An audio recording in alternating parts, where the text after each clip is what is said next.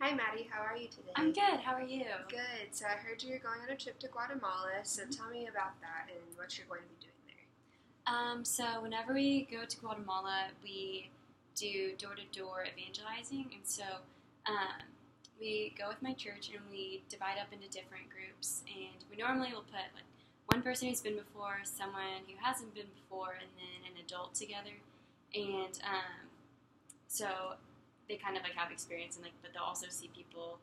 Um, I don't know, like it just works better that way because if you haven't gone before, like you get to see people who kind of know what they're doing a little bit more, and people who are more used to the culture because it's just so much different there than here in the United States.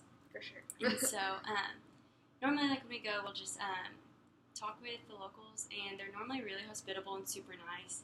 And like Americans would be really weirded out if you just like knocked on their door and like wanted to talk to them. Yeah. But there, it's really cool. They are super open to talking with you, especially because I think it's really cool that Americans will take time out of their lives to like go talk with them, and so that's really neat. But it's definitely hard, like trying to communicate with people who think a lot differently than you and are from really different backgrounds, and especially like very different like economical backgrounds too, because they have a lot less than we do. Right. It's always a really cool experience.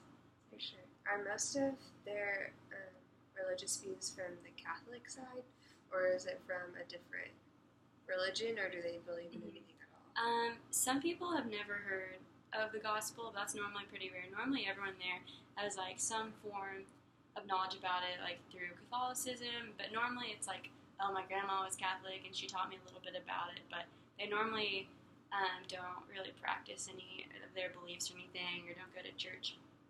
And also, they just have been raised to be around like a lot of rules and stuff, so it doesn't really like seem fun to them. So they're not really interested in Christianity, but we just go and like share what we believe, and it's really fun.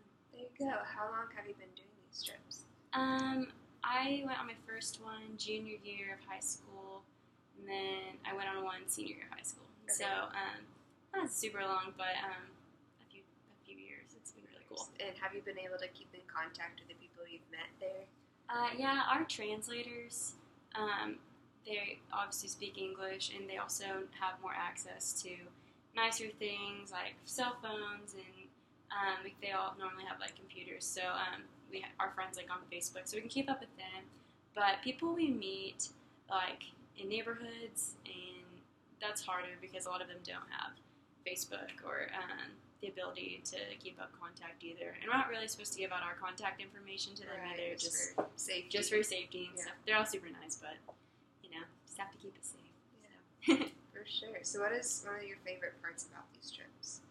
um, Sharing what I'm passionate about is really, really neat, especially because I get to do it with like my best friends, and so that's really cool. But it's always really special that I get to share like one of my favorite weeks of the year with my best friends, and especially because the trips are really hard and there's a lot of like difficult things with like traveling or people getting sick. It's just way better to be around people who are gonna like be supportive and know you really well. Yeah, that is really cool.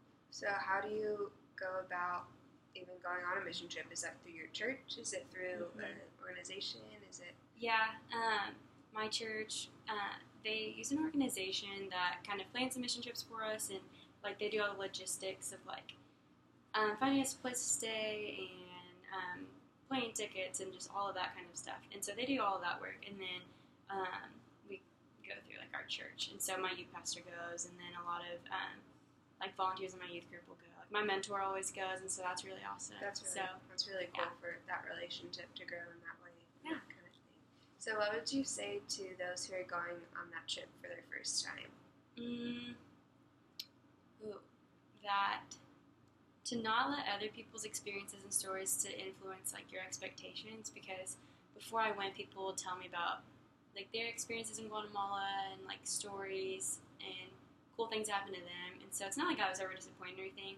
I just already felt like I had something to compare it to, which wasn't really fair because every year we normally go to a different area anyway, and so sometimes we'll go to the coast, and that's like a really different culture than like the city.